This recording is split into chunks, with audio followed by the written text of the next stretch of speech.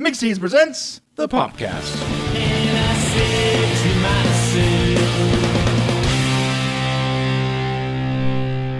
Hey, my name is Brian, and this is Shane, and this is the Popcast. And today, we are doing our Wonder Woman spoiler review! It's always an explosion, man. Always big. You gotta start with an explosion. That's how There we was a roll. lot of explosions.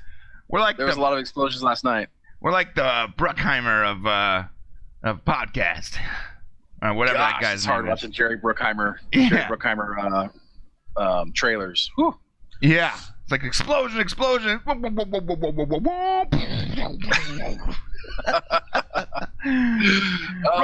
Robot sound. Yeah.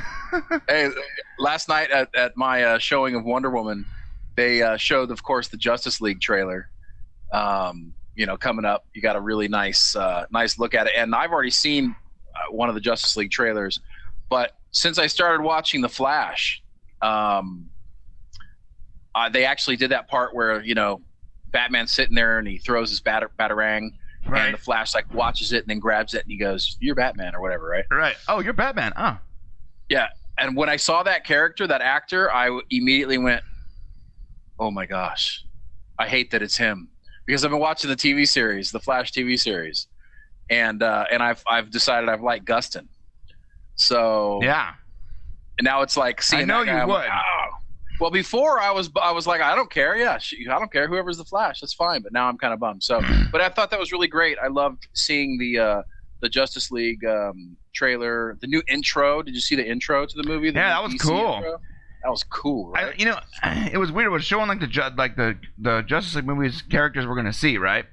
And it's like Superman, Batman, Wonder Woman, Cyborg. You're like, all right, whatever. Cyborg's not bad. As a guy who, basically introduction was to Cyborg was like Teen Titans and whatnot. I never really saw him as like a super strong Justice League member, so. When I saw that, I was like, oh, they're really hedging their bets on the Cyborg. Cyborg's really going to be part of the big DCU. And I have mixed emotions about it, so I was like, that sucks. And then, boom, backed up into like all the DC heroes. Like, just a ton of them. Yeah, it was like awesome. Justice League Unlimited, Really fantastic. Cool. As always, I got excited about Aquaman. I'm really looking forward to that.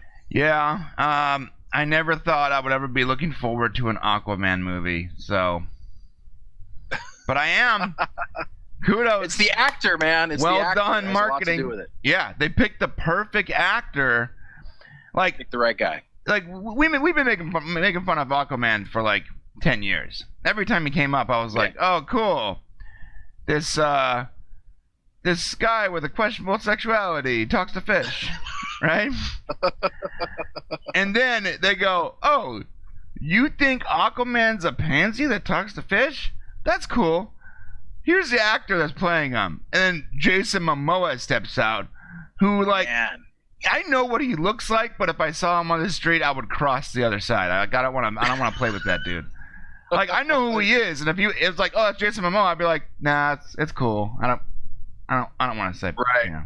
So Aquaman's tough, man. Scary looking dude. He plays off the Batman.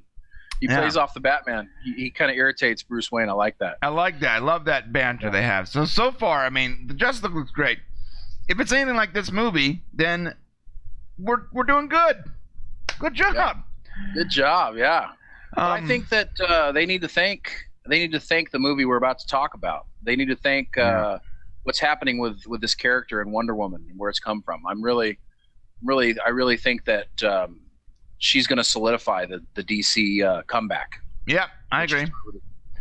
So, real quick, I went to the movies last night with my wife and a couple, and like a youngin, and my wife. Okay, that's where we're going to stay right there. Went to the movies with my wife last night to watch the movie, and beforehand, I was like, we got to buy Wonder Woman gear. I want to wear it on the stream. I'll give it to my wife. She can wear it at the movies, etc. Right? And I bought it, and I bought some really cool like Stars and Stripes leggings and a cool Wonder Woman gold foil shirt and like a tiara and all that, right? Okay. My wife looked at it and said, "Nah." I was like, "What?" She goes, "Nah." I was like, "What? What's happening right now?" She goes, "I'm not wearing that." I'm like, "Why not? My wife's a beautiful woman. Like, she can pull off any of this stuff, no problem. It shouldn't be a problem." And she Let me tell you, yeah. she said, "No, I'm not.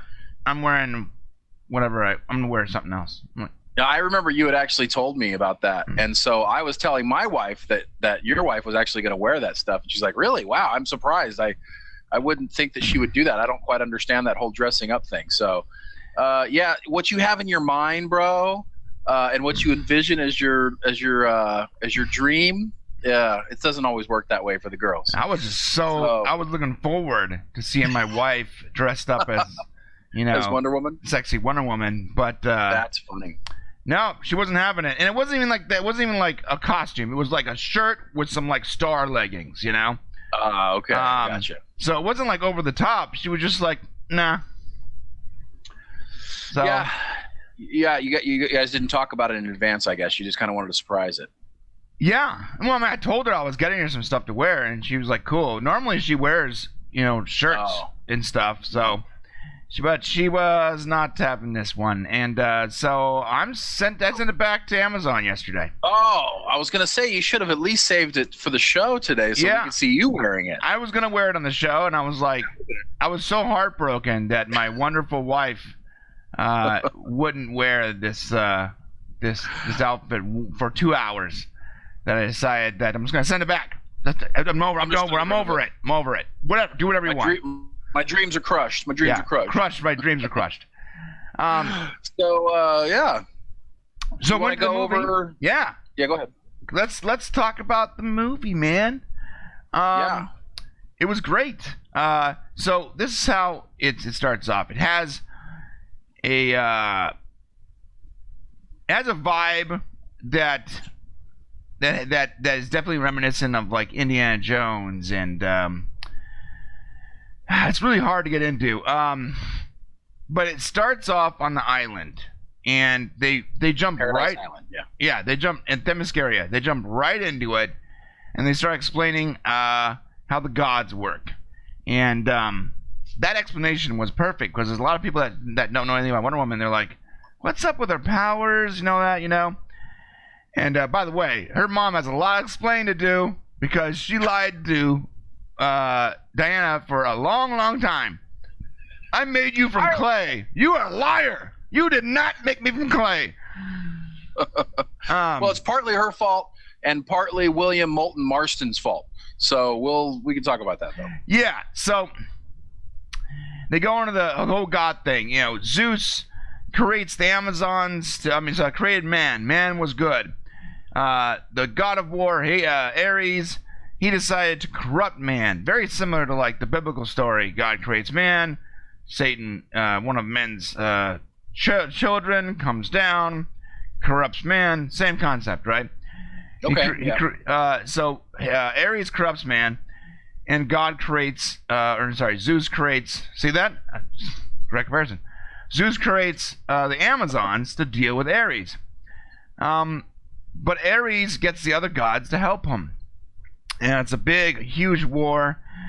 And it ends with basically Zeus, giving that last killing blow on Ares. But before that, you don't know this yet, but before that, he left a little present with the queen of the Amazons.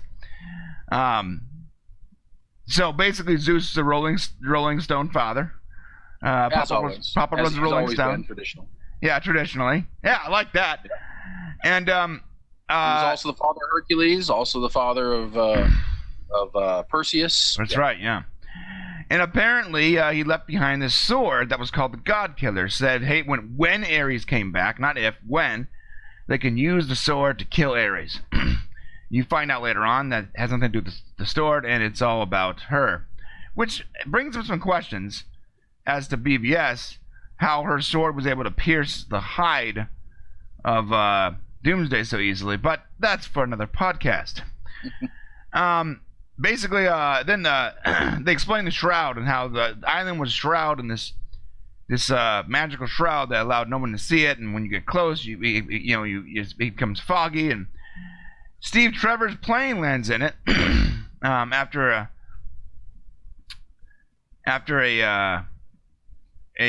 little tiff Diana's having with her mother, and she saves them Ariel style. That was cool, right? Like Ariel, the Little Mermaid. She's like, scene. Hey. Yeah, she can swim really fast too. Did you notice that? She jumped in the water. Yeah. Yeah.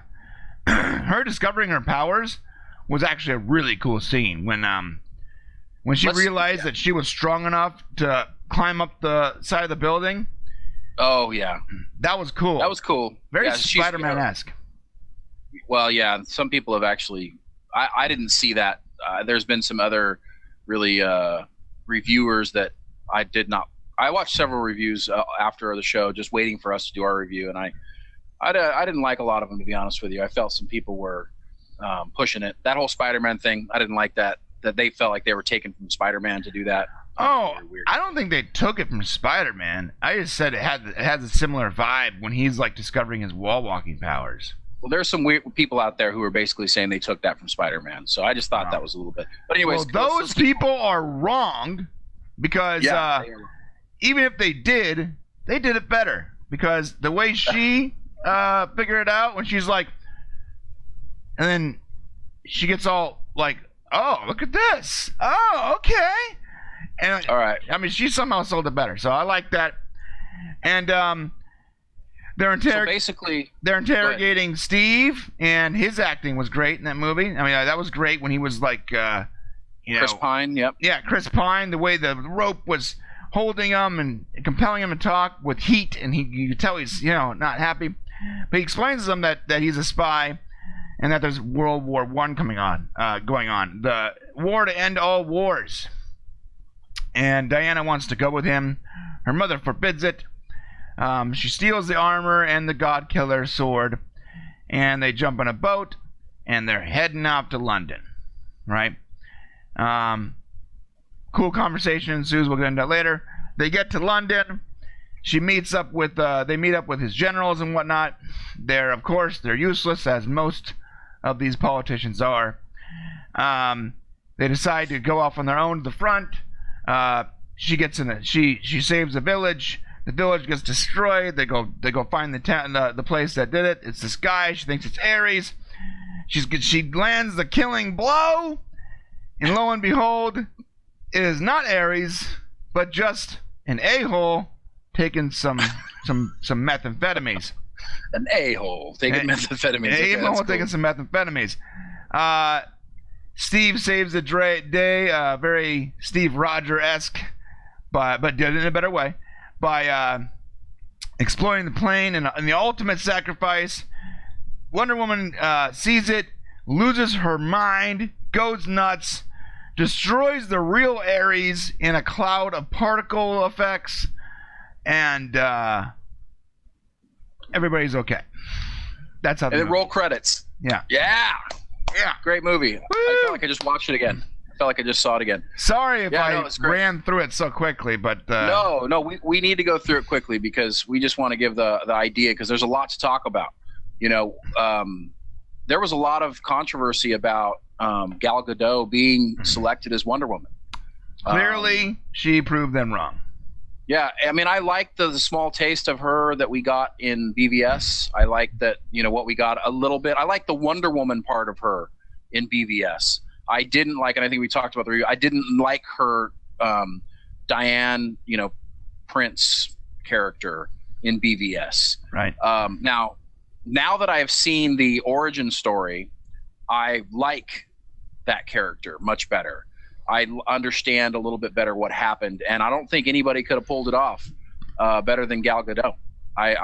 She's foreign. We know.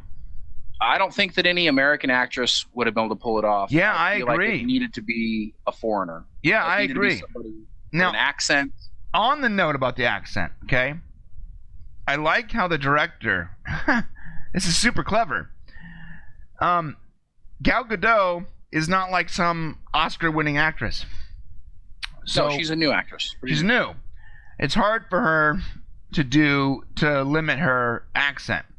So instead of limiting her accent so it didn't sound super Israeli, they just made everybody on her island have that accent. I love it. Yeah, that was fantastic. It was perfect. That was and as genius. As it should have been. That was genius. As it should have been.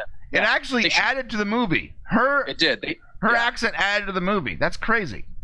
If they would have sounded just like Americans, it would have been weird. A little bit, I think. It needs to be this mystical, far-off place. Yeah, and they speak hundreds of languages. That was fantastic. Yeah, that was fantastic. I really like that. And Gal Gadot, the argument of whether she should be Wonder Woman, I think it's been clearly defined here that nobody else can play Wonder Woman now. This is the 21st century version of Wonder Woman that we will see, that we will envision as Wonder Woman.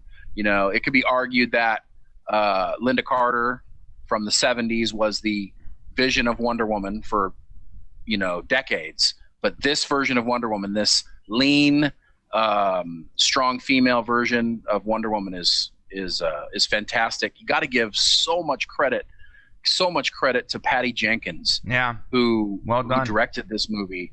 This is the first comic book centered female movie since 2005, or since Elektra. Elektra, last one. Yeah, that 13 years.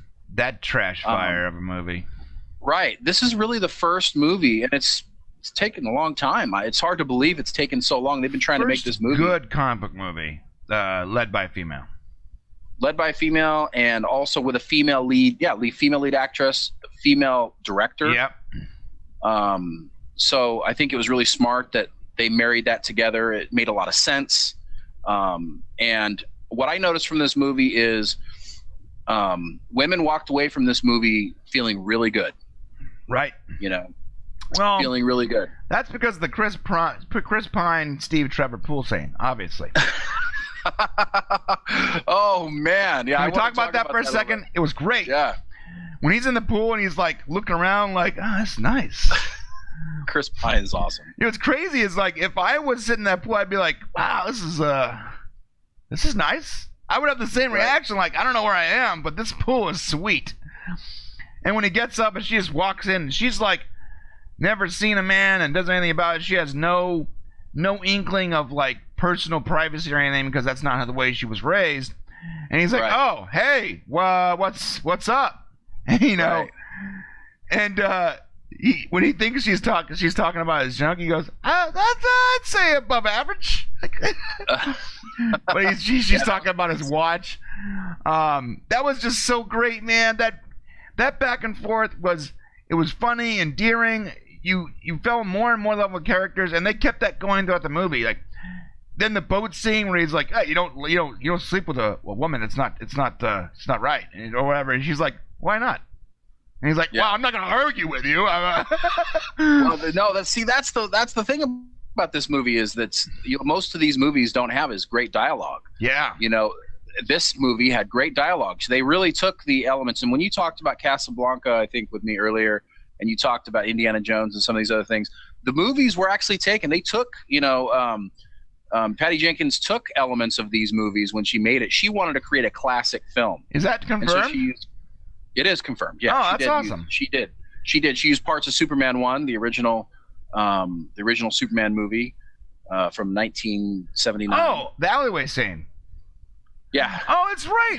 Superman the blocks the bullet with his hand. Right? He's like, boom. Right. But that's also a throwback to Indiana Jones's alleyway scene too, where they're hiding and then they get the gun gets put up to the head. Remember that scene? Oh, that's right. also a throwback to Indiana Jones too. That was a really good scene. The whole you mentioned the Casablanca scene on the runway. Oh. I mean, that was exactly kind of where that was going. I gotta say that scene where she finally hears when she sees, he's in the plane.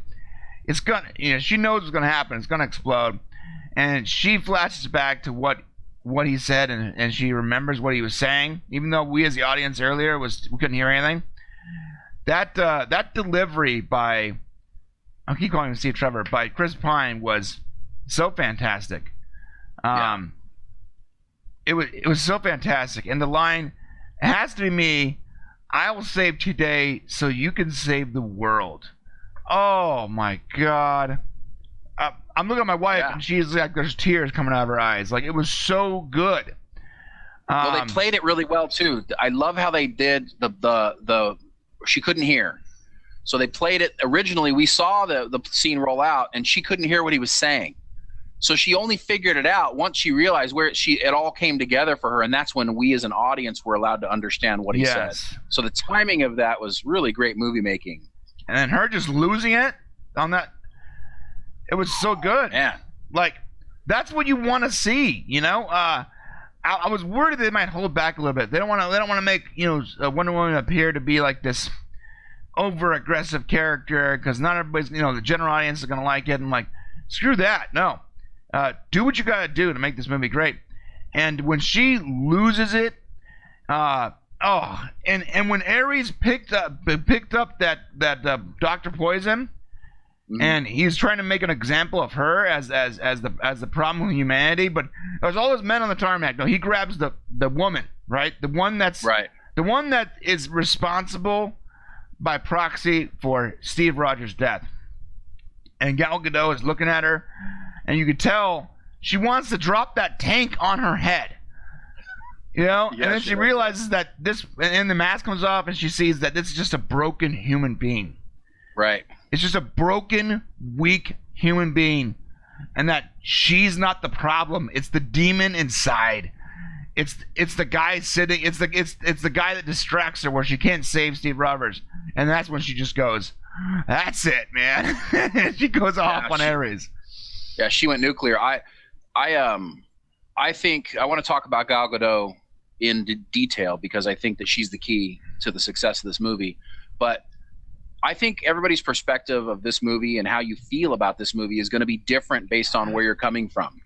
My experience with Wonder Woman is basically, 1975 Linda Carter. That's it, man. I watched a TV show when I was a kid. That's all I've got. I didn't look at any comics. I don't know. I know her a little bit from Justice, Super Friends and Justice League Wonder Woman, right? So I went into this movie not really understanding, thinking that Wonder Woman's powers was this lasso that she'd get people to tell the truth, and maybe she flew an invisible jet. I wasn't exactly sure, So, which was part of the original character. I wish I had gone to see the movie with you. When you're like, "Where's the invisible jet? Where'd it go?" I'm like, so this is what I understood of it, and what was really cool was, now that I've actually been able to go back and learn about the Golden Age, the Silver Age, the New 52, and kind of what happened and how I didn't realize that she was basically a demigoddess. Yeah. And that just like Hercules, he was a demigod, and she's a demigoddess. And so the powers that come along with that are way more than I thought Wonder Woman had. Wonder Woman is the female version of Superman. She was created to be the female version of Superman. Originally, right. And I never really considered that. And in this movie, you almost get there. I mean, she'll be flying in the next movie, I'm sure. Yeah. Well, now that movie is a success, the studio is like, "Hey, you know what you want to do? We're gonna let you fly next movie. Right. We'll let you do. We know you want to do, but the budget wasn't there. But now the budget's there." That scene where they're like, "Shield," and she jumps up and basically knees the top of that building. My wife looks at me and she goes, "I think she got him." Yeah, I did the same thing. It was a great throwback. It was great to show how her training on Themyscira, is part of her. They did the same shield move in the beginning. Right. Yeah. When Robin Wright, who died way too early in this movie, when Robin Wright does the shield move and then puts 3 arrows into those soldiers. Oh, that was so cool. Beach. Right? Was that not a cool move? Oh man, when that happened, when I saw that scene, I was just blown away. I was like, if that's where this movie's going, we're in for a wild ride. It's going to be a treat. Yeah. Yeah, that was cool. And they didn't even. Did you notice how the warrior women, the Amazonians, didn't even flinch at the bullets? They'd never even seen bullets before. Right. And they didn't even flinch, man. They went straight into battle. Do what you want to do. That was their take. The detail in this movie was actually really fantastic too. when the boats were coming through the shroud, did you notice that the larger boat was like tipped off to the left or right? I noticed that. Yes. So I had to look it up afterwards, and it's because shallow waters. Is that right? You're a sailor. To be honest with you, it didn't come to me that way. And I didn't think the water was that shallow. So I would like to learn more about it. I'm not sure. I didn't think they were that close to shore yet for it to be that, to have that kind of effect on the boat. But maybe that's possible. Yeah, I think it was because they go through the shroud, and then the boat is like in shallow waters. They got to back up, and that's why they're on the smaller boats. And I had to look it up because I was like, either it was a visual mistake or it was just that much detail. Like, hey, this island is, it's shallow waters. So, and as a timepiece, because this is a timepiece film, we really do need to talk a little bit about that detail, about the fact that it's wrapped around World War I, right, which is very special. But I really want to talk about Gal Gadot because there's a couple of things about this movie that make it really great. First, her role as Wonder Woman. Her facial expressions are what sold this movie. Yeah. Her ability to show how she's feeling on her face, because we're dealing with a naive character here, a fish out of water story. Right. And so her ability, yeah, it's just like the Little Mermaid. She's on shore, she's going out into the world for the first time, and that's part of the great part of this movie. That's part of what makes this movie so great, is getting to see the world through her eyes. And especially seeing a world, a 1918 world, that none of us are familiar with. Not really. But her facial expressions when she's going into battle or when she's doing something, the passion and the belief and the frustration and the naivety, it's all present in her acting. Really, and so I can't give her enough credit for making this character come to life. I mean, it's really pretty special thing. That no man's land scene where she was like, we need to help these people. And she jumps up there and she takes everything off. And they definitely spent a little too much time showing her taking off all the normal clothes and putting on the armor. But they do that every time. I guess they really wanted you to understand how beautiful and powerful this person was. But when she gets to no man's land, she starts blocking the bullets, right? Bing, bing, bing, bing, boom, boom, shield. And Steve Trevor's like, hey, man, let's get out there. She's making us look bad. Yeah.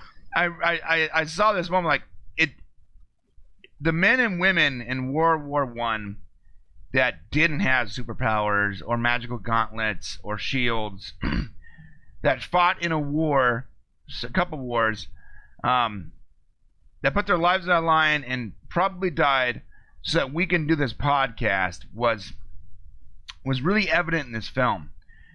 Seeing that line, that the no man's land line, and that was a real thing, and the pain that a lot of people went through this so that we can have the freedoms we have today was, it was hard to deal with right then in the movie, because you're like, you want to have fun, but then you start realizing that these are obviously not Wonder Woman, but these events happened.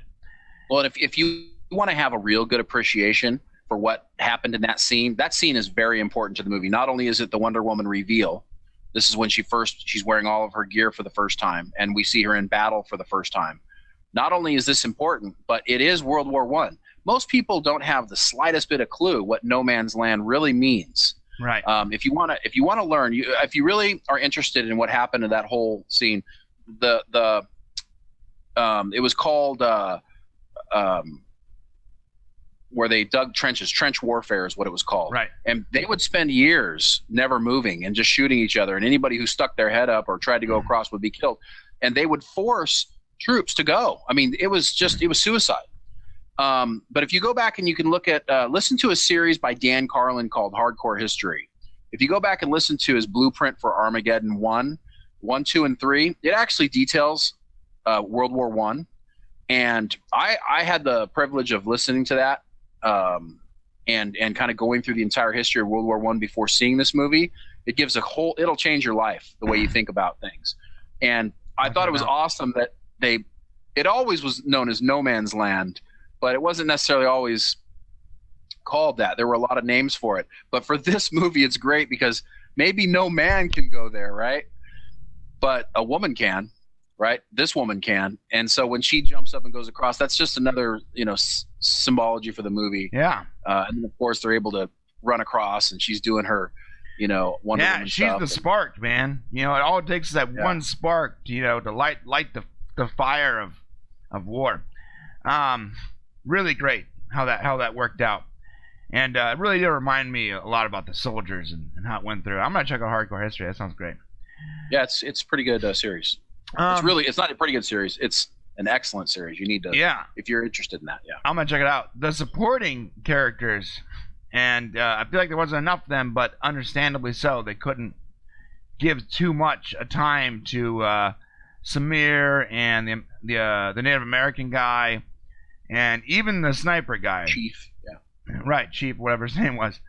Yeah, Charlie. But there are a couple lines they had were really strong.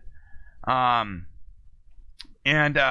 when they were sitting there on the campfire, and she asked the chief why he was there, and he's like, because I'm free, and the war I was in before this one took everything from me. And she was like, she was like, who killed your people? And he looks at Steve, and he's like, his people.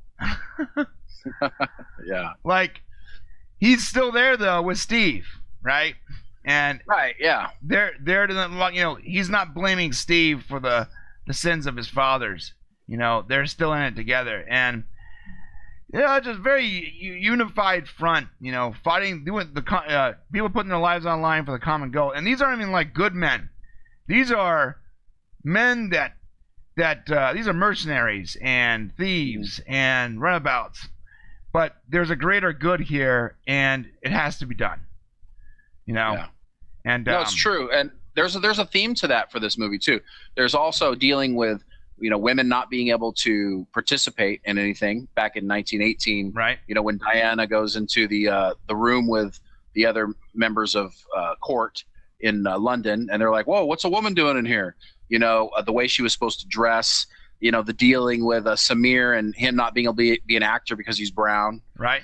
So they use those elements of 1918 and very realistic social issues to kind of show as a backdrop to the story. It made it a more historically accurate and it was great story. I loved the way she was just like, why can't I be in here? And why aren't we going to fight this? What are you talking about?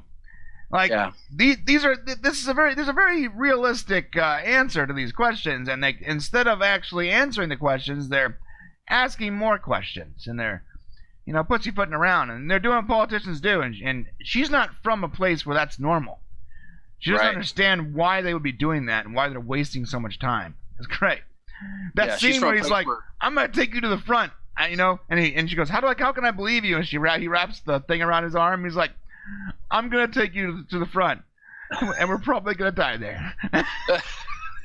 yeah, that's right. That forced bit of truth that came out of him there, and we're probably going to die there. That was great.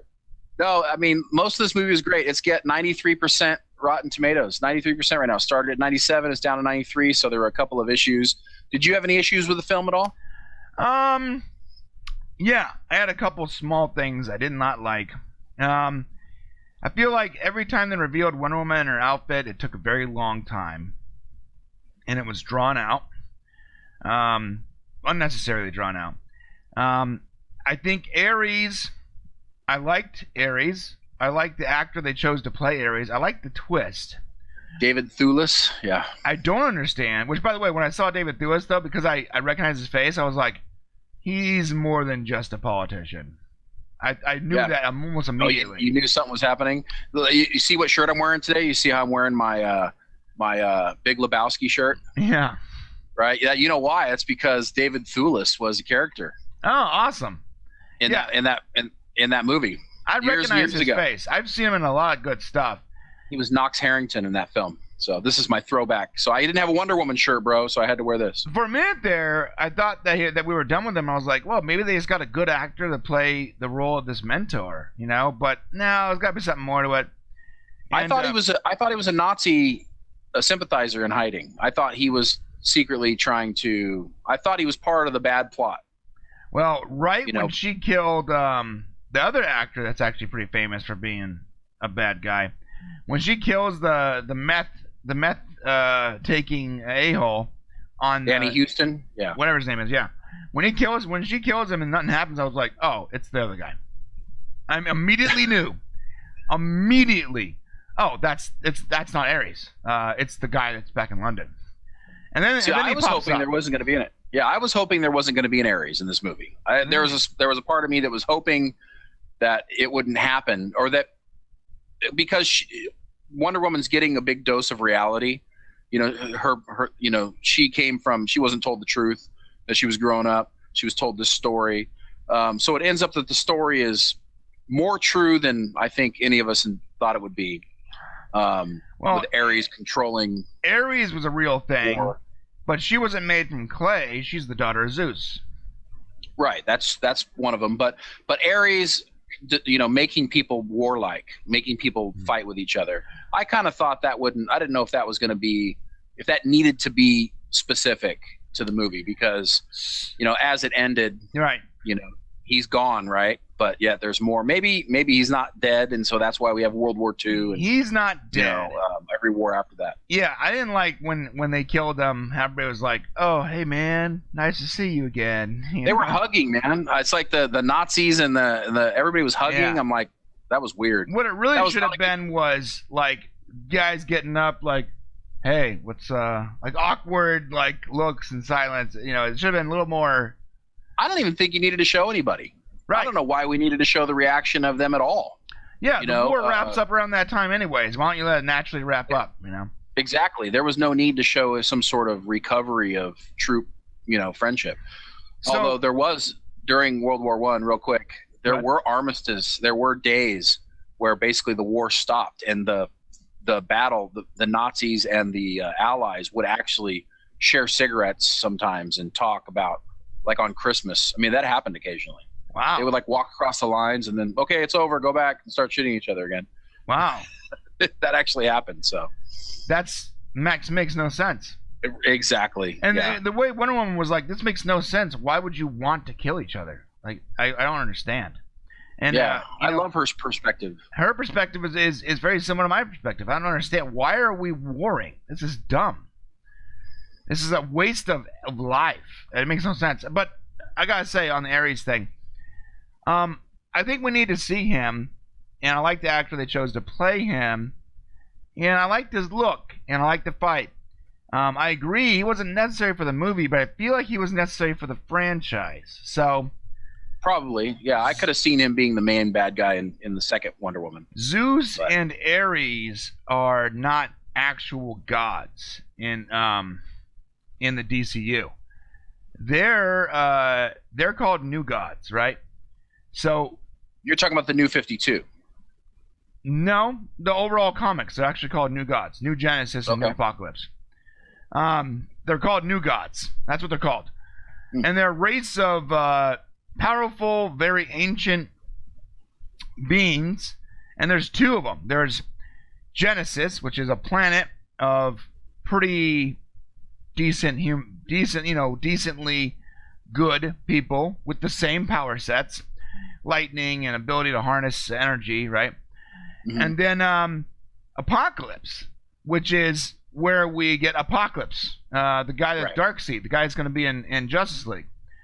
And he runs Apocalypse, the planet Apocalypse, and he's the other side of the New Gods. And basically it's two warring planets that have these intense amount of powers. Last time I checked, I'm pretty sure that Ares and Zeus are just offshoots of these two warring planets. They're just people, they're just outcast.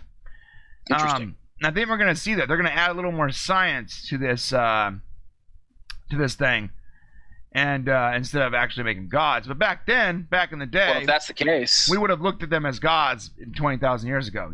Well, if that's the case, you got to remember the story being told was that Zeus created man. Right. And what did her mom say? Those are just stories. Well, see, that's why I was talking about the whole Ares controlling war and stuff. How much of it was story? How much of it was reality? Right. You know, I guess pick And he and wasn't choose. controlling war. He actually said he wasn't controlling war. He was just whispering in their ears, right? He was trying to draw out Diana. He wanted Diana.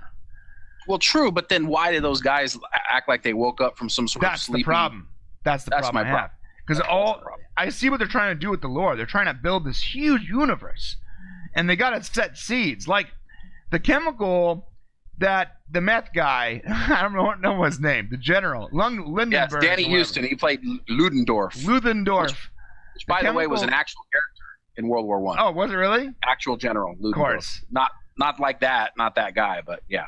So that chemical that he, breathed in and made them all meth head, right? Uh-huh.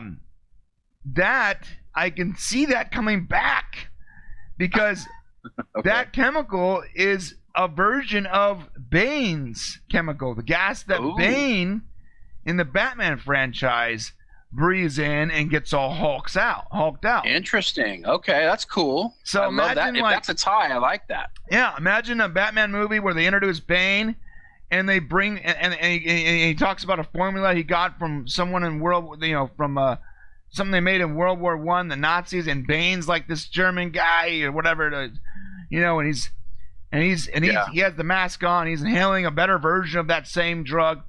I mean, it's probably a tie-in, bro. They wouldn't put in there if they weren't planning on using it at some point. Yeah, no, that's cool. I thought he was going to be the superhero. I thought he was going to be the bad guy. He just wasn't bad enough. Hey, did you see Zack Snyder had a cameo as a World War One soldier in this movie? Did he really? Yeah, he had Good a small little clip of that. Because he's a producer on this movie, so he just snuck himself in there. That's It was kind of awesome. interesting. You don't usually do that, but Yeah.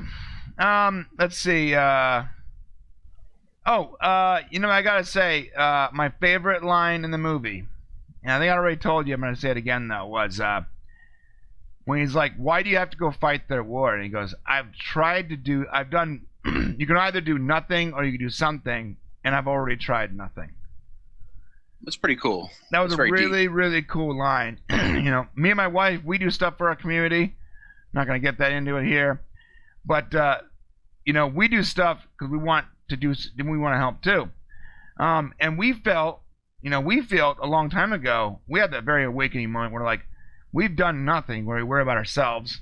So we might as well try doing something. And, human beings are selfish. We're selfish inherently. But a little less selfishness, can go a really long way. And this movie really showed how selfless the World War One soldiers were. In a war that was very sort of forgotten because by World War II is even worse. Not forgotten per se, but when they say the war to end all wars, well, and then World War One II happened, it was even worse. So. Definitely a lot of movies take place in World War II. They really don't always ever focus on World War One enough. They rarely do. And World War One, I hate going back to it all the time. I don't even know if our viewers are interested in it, but World War One took place. There had not been a major conflict for 99 years. So World War One was the first war where major munitions were used in a war. So they went from basically like the round balls that shot out of muskets to now machine guns and large artillery blowing up, dozens of people at a time. And mustard gas. They had no idea. And of course, that's when, of course, all the gases were introduced. Mustard gas was a thing. Like, imagine that for the first time. Like it's inescapable. It's crazy. It's horrible. So, yeah, I liked the movie a lot. I loved that line. I wanted to ask you, what was your favorite line in the movie? My favorite line in the movie. My favorite line my most entertained line in the movie probably was when she said he said, well, she's my secretary, when they were talking about Etta, played by Lucy Davis, the kind of little heavyset woman that came in London, and she says, well, what does a secretary do? And she was explaining, I do anything he needs to do this, and said, oh, we call that slavery. So I thought that was pretty entertaining. And then that callback, like 10 minutes later, when he's like, oh, this is my secretary. Yeah. She looked at him like, really what? What? Yeah, no, it was. I really like Chris Pine in this movie. I'm a huge fan of the Chris's. Chris Pine, Chris Pratt, Chris Hemsworth, I think is the other one. And but Chris Pine has this ability. What's that? Chris Evans. Chris Evans, yeah, Chris Evans, yeah. The other but Steve mostly Rogers. Chris Pine. He plays my Captain Kirk. And but in this movie, there's something about the way he's able to use his facial expressions to convey messages, and he's very good at playing off of another person. Yeah. And I really, that whole relationship, this movie is basically about Chris Pine and Gal Gadot and these two characters. Right. This is what the movie's about, and that's why it's succeeding so well in the theaters. Extreme amount of chemistry. Both those people have a lot of chemistry. Yeah, I gotta say, really fantastic acting. I have a small pet peeve, but it's unavoidable. It is avoidable. There's a very huge similarity between Steve Trevor and Steve Rogers. So much so that I kept thinking of him as Steve Rogers because of Captain America. Yep, understandable. It's not World War II, but it's World War. Wearing a similar jacket, very similar demeanors. Although I think Chris Pine did a better job. I'm sorry, Chris Evans fans. Well, they died in a similar way. Yeah, so except for I believe Chris over New York. I believe Chris Pine. I believe that he was doing it for the greater good, and that he loved Diana. I believe that. When I got to say, one criticism for Captain America is when he took off in that plane, it was like, I want to get away from Peggy. I'm tired of her. I didn't believe he was losing as much as Chris Pine was losing. It just felt like the loss was so much greater for Steve Trevor. But someone on the writing room had to be like, hey guys, they just did a movie where a warrior in the war named Steve died in a plane crash saving the world. So yeah, well, I think that my favorite line of the movie, you asked me, what is it? I think my favorite line of the movie really is he says to her, I wish we'd had more time. Yeah, and that he was says hard. it in a way, that was hard to listen to. But he says it in a way where he's convicted, and this movie is about convictions and being convicted about something and greater than yourself. It's why people love superhero movies. Superhero movies are the best version of humanity, the best version of who we can be as people. It's an ideology more than it is and redemption, a reality. Because a lot of these people aren't great people, normal everyday people, but when called to step up and sacrifice, it needs to be done. I'm the only person that could do it. It needs to be done. So I really think it was pretty cool. I wish. I mean, it made sense that he killed. I bet when they were doing it, they knew that it was going to have some parallels to the Chris Evans death, or to Captain America's death. And I think, but what they realized was, okay, here's the problem. We got a pilot, so this guy's a pilot. They got this gas that's going to be delivered. How we can deliver it? So they probably just said, let's just keep going with it, even though it's going to have some similarities. And they pulled it off better anyways. So. I got to be honest. Yeah, they pulled it off better. And I got to say, DC has no problem killing people. Well, Wonder Woman is one of the only superheroes that really doesn't have a problem killing people. Not whatsoever. They got to die. Marvel movies really sort of shy away from the whole, they don't kill their own characters. They don't kill people. They kill, robots and aliens. And it's always swarms of bad guys, right? But they're not bleeding red blood, right? Exactly. And in DC, that's not the case. They destroy entire cities. Death and destruction is in the wake of these superheroes, and that's just the way it is, because that is war. And it can be a criticism, but I gotta say, for me, one reason I liked BVS and I liked Man of Steel a lot more than other reviewers did was because it felt more real. Obviously not realistic. But it just felt like there was loss. And with Marvel movies, they're fun and they're great movies, but I rarely feel loss in a Marvel movie.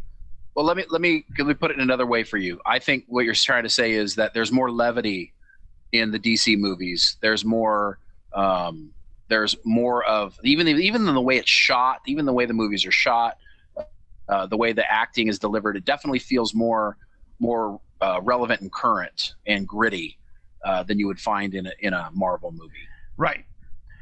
And I love Marvel movies too, but they're definitely different. And it took them a couple movies to get there, but I think they finally won the audience over with their style. And what they did was they had Man of Steel and they had BVS. And they had that same style that had the gritty stuff. They added more color into Wonder Woman, not in the entire movie, but in the parts that mattered, which was very important. And even though they went with the same theme, they decided, look, we're not gonna make the same mistake we made with Suicide Squad and make this too fun. What we're gonna do is, instead of making it fun and trying to match Marvel, we're just gonna add a ton of heart. Let's just add as much heart as possible, and the characters will be fun on their own. And they succeeded big time. I totally agree. I'm so happy for DC that this happened, because they needed a win. I mean, this was the first real DCEU movie that's got a lot of positive critical reviews. Agreed. And they needed this. I love DC. I mean, I personally favor the DC universe. I like the characters more. And so it makes me feel good. And as much as I like watching the Avenger movies too, or the Marvel movies, I really am rooting for DC. I want this to be a success. I want to see more, and I want it to be satisfying. And this movie was very satisfying. I'm very happy with it. Part of it for me is wanting there to be competition. I don't want Marvel to just do whatever they want. I need some other studio out there making successful movies so that they constantly push the envelope, Yeah, that's good too, I think. Yeah, so it was great. Again, I saw another freaking Mummy trailer. I don't know how many times I can see that trailer before I just decide I don't want to see the movie.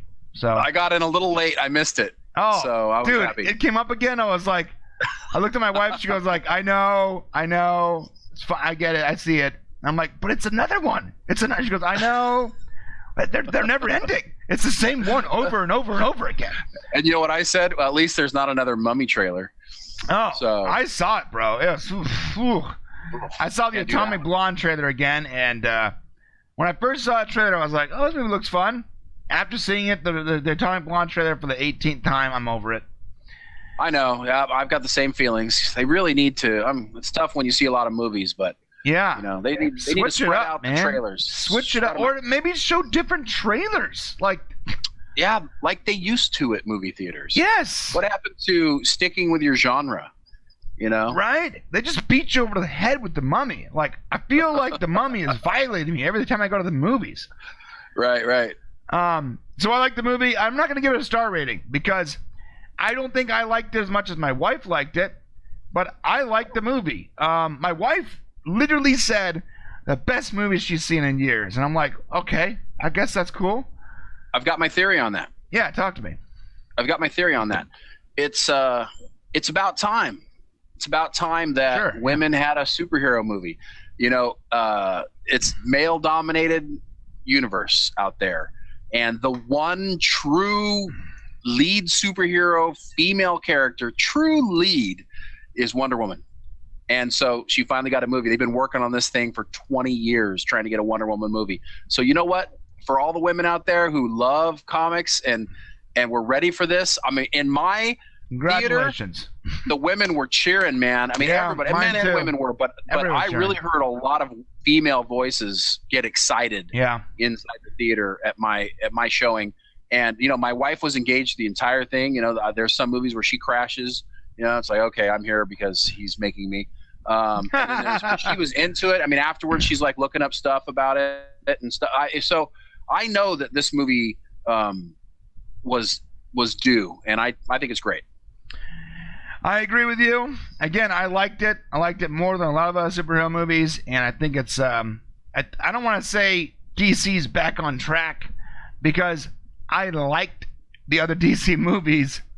I'm not going to say they're off either. I'm just glad the critics are finally recognizing the style. We reviewed BVS and against the grain because we went really far against the grain when we were like, this movie is like great. It's like, it's very, very, it was great. It was in every way. There's so many, it's such a deep movie. We got a lot of slack for that. But I got to say, I think that they're going in the direction, it's evolving in a way that finally critics are seeing it too. Well, there is a planned trilogy for this, so they're planning 3 Wonder Woman movies. I think it's going to be fantastic to see the development of this character, and I hope. I've heard some other reviewers actually say this, but I hope that they continue with Wonder Woman's into the future. So I think Justice League and then Wonder Woman's character. I hope that if it goes solo, they don't go back in the past again. I don't really need to see the growth of this character from the end of World War I through present. I would like to see her continue. I don't want to see Wonder Woman in the past without Steve Trevor. I agree with that. I want to see her in the present, and you can give her someone else to play off of, maybe Bruce Wayne or something. But and I know in the comic books, her and Bruce Wayne have a thing, right? Well, you see it coming now. You see it a little bit. There's the flirtation. There's the maybe you'll tell me your story sometime. Thanks for bringing him back to me. There's something they're trying to bring something a little bit there. Yeah. So the next script is so important. There's some movies like Iron Man where you tell the story, and you can literally change the names and tell the same story again for a sequel and get away with it, and people will watch it, and the one-liners people will go to they'll quote them, and they'll keep watching it, and they'll keep buying merchandise. But this movie is not one of those. You cannot tell the same story twice. You can't replace Steve Rogers with another person. There's got to be someone there that you can work off of, just like Steve Rogers was. Steve Trevor. My bad. Steve Trevor was, but it's got to be a different story. It's got to be a different. I'm not necessarily saying a better story, but a different story, different challenges. It can't be just a clone of the first movie like other superhero movies are. Like, be honest, like Iron Man 1, 2, and 3. I like them all, but Iron Man 2 and 3 are just copies of Iron Man 1.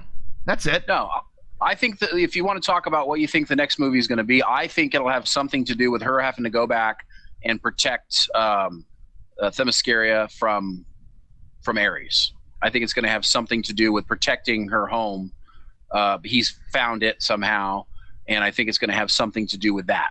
And I'm sure that you'll probably see some Aquaman support in that movie. Yeah, maybe Aquaman. Maybe they'll tell the story of Atlantis and Themyscira, because those two people go at it at one point in the comic books. That'd be cool. That would be cool. That's the way they could go with it. I see something like that. There's going to need to be a revisit back to the island. It's been a lot of years, 1918 to 2000, I guess 18. It's been 100 years almost since she was gone, or 100 years. So.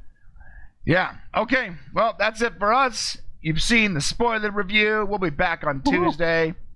And I guess we'll be back on Tuesday with AGT. Woohoo! Woohoo! Actually, we'll be back Wednesday AGT. Tuesday we're going to be back with our superhero recap for the TV series. What else we have happening? I think we're going to do that. There's not much left. Yeah. Well, we're going to come up with something, I think. If we can't, we'll fill it in with something new. Yeah, but something new. Maybe we'll do something new. I don't know. But listen, we're glad you've gotten to this point and you've watched all the way through. We hope that you will comment on this video and tell us where we went wrong or what you agreed with. And like, subscribe, and do us a favor and share it with your friends, because we need more subscribers. Speaking of, we're trying to get to 200. When we get to 200, we're going to randomly select one person from those 200 and send you out a sweet care package from the boys over at mixtees.com. Excellent. You can find us at facebook.com/mixtees, twitter.com/mixtees, youtube.com/mixtees, where you're at right now, and of course, mixtees.com/popcast. Please like, subscribe, and comment, and we'll see you on Tuesday. Catch you next week.